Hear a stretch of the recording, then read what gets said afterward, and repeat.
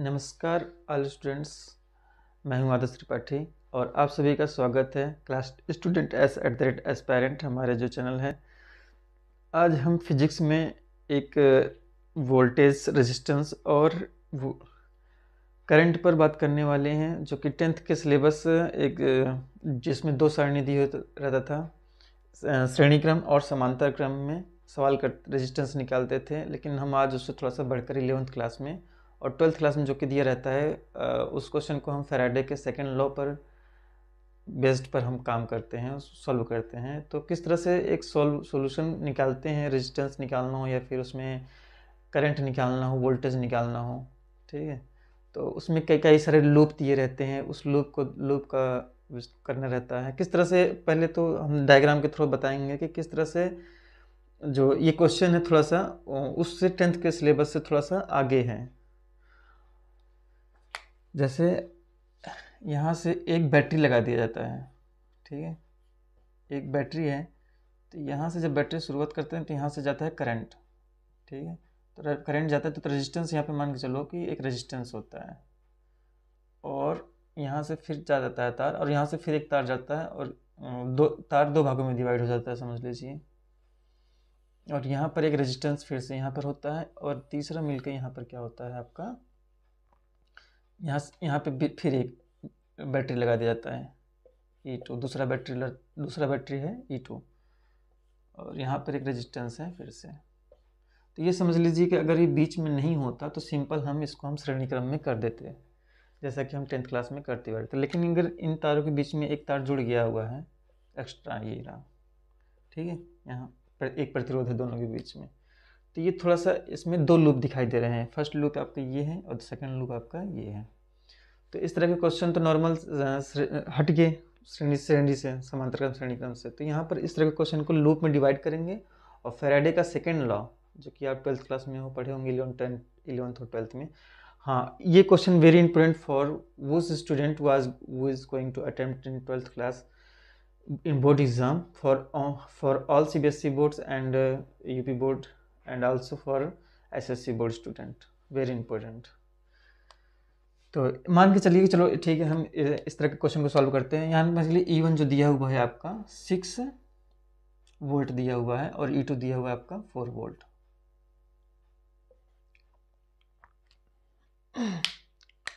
यहाँ पर हम मान के चलते हैं कि एम्पियर आपका ओम में जो प्रतिरोध है आपका, रेजिस्टेंस है R1, और ये है R2, और ये है R3। R1 मान के चलिए कि 2 ओम दिया हुआ है, और R2 भी 2 ओम दिया हुआ है, R3 हम मान के चलेंगे 4 ओम दिया हुआ है, ठीक है। तो हम निकालते हैं, इसमें क्या निकालेंगे, करंट निकालेंगे। करंट इवेल्युएट करेंगे। तो सबसे पहले हम कॉन्सेप्ट समझते हैं कि किस कॉन्सेप्ट पे हम काम करेंगे। तो हमें यहाँ पर दो लूप दिखाई दे रहे हैं। सबसे पहले तो आप लूप, जितने लूप दिखाई दे रहे हैं उस लूप को लिख लीजिएगा, लूप 1, लूप 2, ओके। और यहाँ पर हम दोनों तरफ अगर हम फैराडे का जो सेकंड लॉ लगाएंगे, हम दोनों राइट टू लेफ्ट भी लगा सकते हैं, लेफ्ट टू राइट, लेकिन सबसे आसान होता है आपका कि लेफ्ट टू राइट, इस तरह से साइन को इस तरह से होते हुए चलेंगे। मतलब हमारा जो डायरेक्शन होगा वो इस तरह से चलते हुए चलेंगे। इसका मतलब, इस साइन का मतलब ये है कि हम लेफ्ट से राइट चलेंगे। बैटरी का जो वोल्ट E है, इसका मान कैसे होता है, वोल्टेज में, वोल्ट में, और जो आप एम्पियर में और रेजिस्टेंस में क्या रिलेशन होता है, एक बार वो रिलेशन का फार्मूला समझ लें। V equal to E minus IR, ये होता है रिलेशन, ठीक है, तीनों में। तो E इक्वल टू क्या हो जाएगा यहाँ पर, V प्लस IR। हमें पता है V बराबर IR, ओम्स लॉ ना, ये ओम लॉ कहता है ना, V बराबर IR, ठीक। तो यहाँ पर मान के चलते हैं करंट निकालना है, तो हम मान के चलते हैं यहाँ पर करंट I1 है, यहाँ से करंट क्या है, I1, ठीक है। इस रास्ते से होते चलते हैं। तो यहाँ पर रेजिस्टेंस R1 है, रेजिस्टेंस R1, हमारा करंट I1 से रेजिस्टेंस R1 पैदा हुआ, बोर्न हुआ, और यहाँ से होते हुए जब हमारा करंट आता है I1, तो यहाँ पर जब यहाँ पर इस तरह का मिड पॉइंट दिख जाए तो समझ लो कि दूसरे वाले डायरेक्शन में जो वोल्ट वो करंट होगा वो I2 हो जाएगा। मतलब यहाँ तक तो I1 आ रहा था, लेकिन यहाँ पर क्या हो जाएगा आपका I2। तो बच्चा इधर करंट, ये इस वाले डायरेक्शन में, इस वाले डायरेक्शन में करंट कितना होगा, I1 जो कि इधर आ रहा है उसमें से क्या कर दोगे, उसमें से जो इधर जा रहा है वो माइनस हो जाएगा, I1 माइनस I2। इसी यही ये कॉन्सेप्ट जो आपको समझना है, ठीक है। तो हम लूप 1 में थोड़ा सा इक्वेशन बनाएंगे।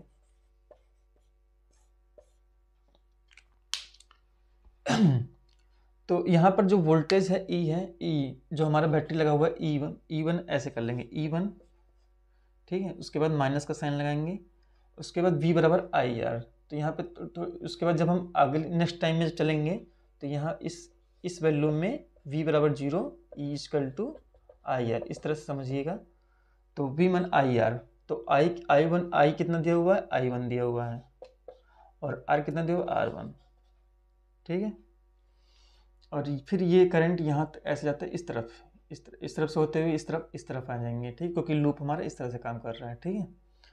तो माइनस अब करंट कितना, अब करंट कितना है, I1 माइनस I2, और रेजिस्टेंस कितना हुआ है, R2, ठीक है।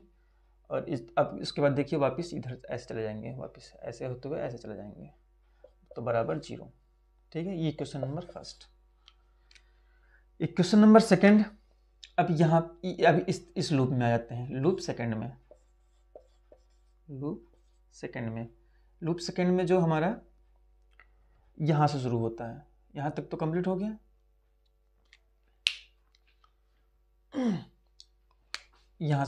अब यहाँ जहाँ से ख़त्म करते हैं वहीं से लूप सेकंड स्टार्ट हो जाता है। तो यहाँ पे लूप जो सेकंड होगा वो R2 के साथ जो करंट होगा I1 माइनस I2 है, फिर माइनस का साइन अब करंट क्या हो गया, I2 आपका इधर ऐसे हुए, राइट लेफ्ट टू राइट चल रहे हैं, ठीक है। तो करंट कितना हो जाएगा, I2, और R3 करंट के साथ कितना है, रेजिस्टेंस कितना है, R3, तो रेजिस्टेंस R3 हो जाएगा, और माइनस जो आपका बैटरी लगा हुआ है E2 बराबर 0 इक्वल टू 0। ये हो गया आपका इक्वेशन नंबर 2। अब इक्वेशन 1 और 2 में आप जो है जो वैल्यू दिया हुआ है वो आप रख देंगे। तो E1 कितना दिया हुआ है 6, माइनस I1 कितना दिया हुआ, जो भी वैल्यू दिया रहेगा वो आप रख सकते हो, ठीक है। I1 तो हमें निकालना है, और R1 कितना दिया हुआ है 2, minus I1 minus I2, R2 कितना दिया हुआ है 2, E2, सॉरी हम गलत जगह चले गए, E1 I1 R1, ओके ठीक है, minus I1 minus I2, R2 कितना हो गया 2 इक्वल टू 0, ये हो गया, ठीक है। अब वैल्यू रखने के बाद चलो थर्ड इक्वेशन इसे मान लेते हैं, यहाँ से निकाल लेते हैं, थोड़ा सा इसको थोड़ा सा सॉल्व कर लेते हैं, ठीक है। तो 6 minus 2 I1 minus 2 I1 plus 2 I2 equal to 0, minus 4 I1 plus 2 I2 equal to minus 6, तो 4 I1 minus 2 I2 equal to 6, ठीक है। तो ये minus 2 I1 minus minus plus 2 I2 equal to 0, 2 2 4 minus 4 I1 plus 2 I2 equal to, ये 6 को हम इधर ले लेते हैं माइनस 6, अब 4 I1 माइनस को थोड़ा सा इधर ले लेते हैं, उल्ट चेंज कर लेते हैं sign, 4 I1 minus 2 I2 equal to 6, okay. तो ये हमारे क्वेश्चन नंबर हो गया क्या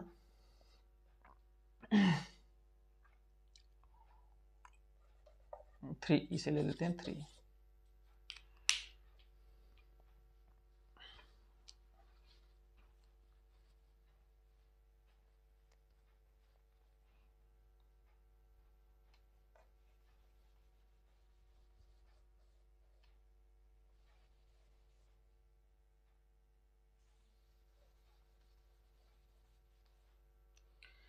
लूप 1 से तो हमारा ये आया था इक्वेशन, अब हम दूसरे वाले में वैल्यू रख देते हैं। लूप सेकंड में जो है वैल्यू जो आया था R2 कितना था 2, I1 minus I2 minus I2 R3 कितना दिया हुआ है 4, और E2 कितना दिया 4 equal to 0, 2I1 minus 2I2 minus 4I2 minus 4 equal to 0। तो यहाँ पर I1 और अच्छा, तो यहाँ हो जाएगा 2I1 और 6I2 is equal to 4। Question number ये हो जाएगा आपका 4, ले लो इसे।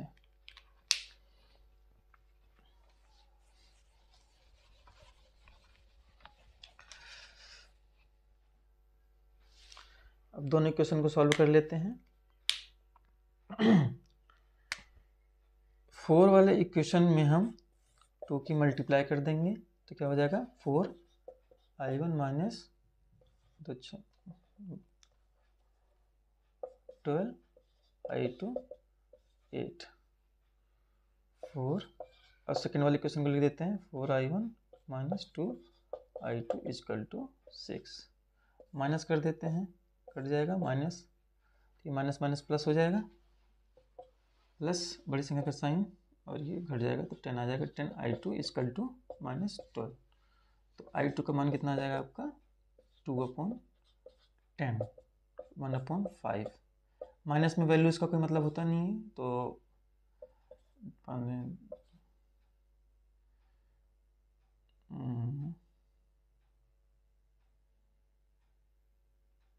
0.2, ठीक है, एम्पियर। ओके, एम्पियर किसका यूनिट होता है, करंट का, ठीक है। तो I2 का मान किसी एक में वैल्यू में रख दो तो I1 आ जाएगा। तो हम मान के चलो इसमें हम 3 में रख देते हैं, ठीक है। I1 putting value of I2 in equation number 3। तो I2 का मान कितना आता है 0.2, तो यहाँ पे 4I1 माइनस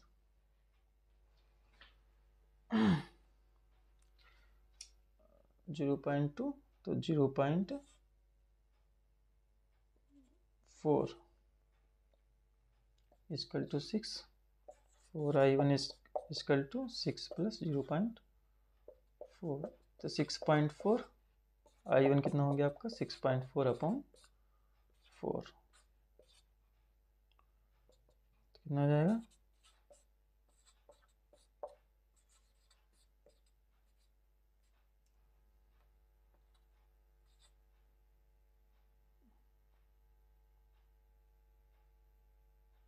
6, तो 1.6 एम्पियर।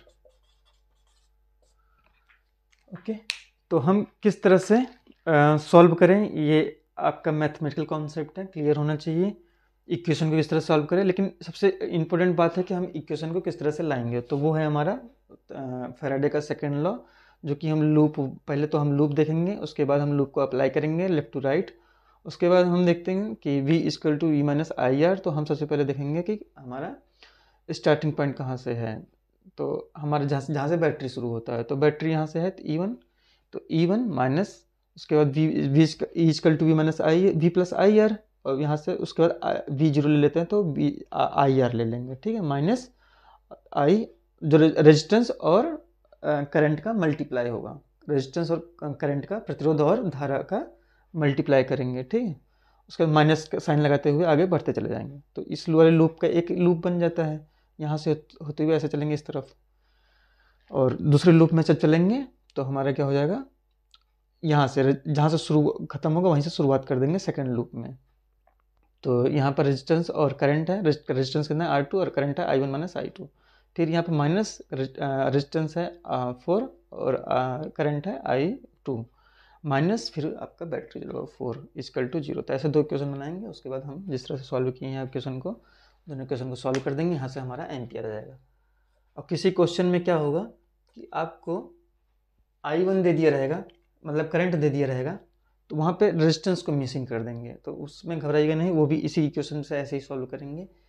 और ये उन सभी बच्चों के लिए मैं एक बार फिर से कह रहा हूँ कि जो 12th का एग्ज़ाम देने जा रहे हैं फिजिक्स के लिए, बहुत ही इंपॉर्टेंट है। एक नए क्वेश्चन इस तरह के आने हैं, तो प्लीज़ अगर अच्छे से समझ गए हो तो इस चैनल को सब्सक्राइब और ज़्यादा से ज़्यादा शेयर कीजिएगा। और कहीं भी कोई दिक्कत हो, कहीं भी कॉन्सेप्ट अभी थोड़ा समझ में नहीं आया हो, तो प्लीज़ उसे हम वीडियो के चैनल पे जो है आप कमेंट कर सकते हैं। हम आगे और अच्छे से बताने की पूरी कोशिश करेंगे। धन्यवाद।